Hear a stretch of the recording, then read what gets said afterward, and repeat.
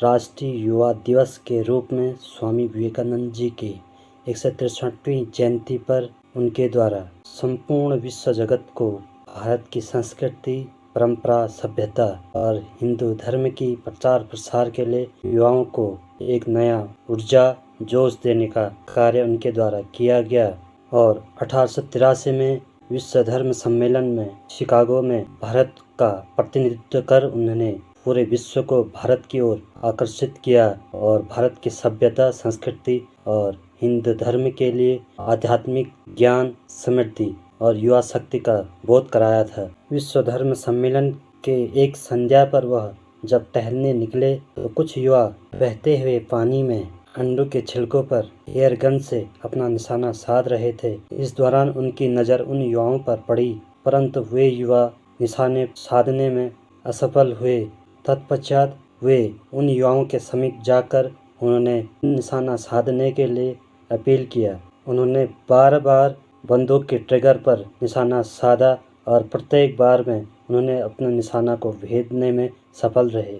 उनका विवेक, बुद्धि, समझ और एकाग्र मन एक ही लक्ष्य को साधने में किस तरह उनकी समझ है, इस सोच पर उन्होंने समस्त युवाओं को संदेश दिया था कि उठो, जब तक आप अपने लक्ष्य को अपने आत्म भाव से लक्ष्य को प्राप्त किए बगैर आप अपनी मंजिल को किस तरह पूर्ण कर सकते हो। हमें इस बात की सीख समझ मिलती है। जब स्वामी विवेकानंद जी एक ब्रिटिश के घर में मेहमान के रूप में आमंत्रित थे, तत्पश्चात उस ब्रिटिश द्वारा मजाक बनाया गया कि आपकी धार्मिक पुस्तक सबसे नीचे और सबसे ऊपर हमारी धार्मिक संस्कृति पुस्तकें रखी हैं।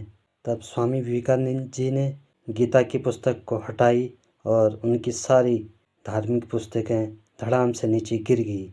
इस घटना से पता चलता है कि हमारी भारतीय संस्कृति, परंपरा दुनिया से सबसे ऊपर और दुनिया में सम्मान के रूप में भारत की संस्कृति, सभ्यता देखी जाती है।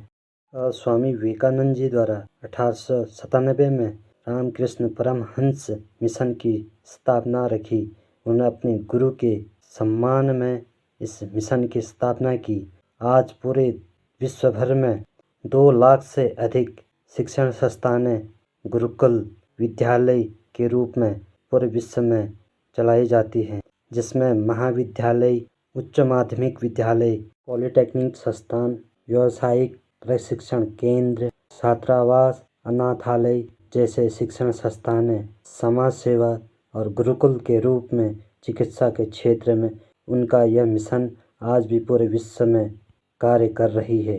और उनके द्वारा पूरे विश्व में शिकागो सम्मेलन के बाद धर्म, सभ्यता, परंपरा, हिंदू धर्म, आध्यात्मिक ज्ञान को शिकागो सम्मेलन के बाद पूरे विश्व पटल में गौरवान्वित किया और उनके द्वारा मार्गदर्शन, कुशल नेतृत्व, बौद्धिक ज्ञान, समाज सेवा जैसे भावनाओं को और ज्ञान को हमें मार्गदर्शित करती है।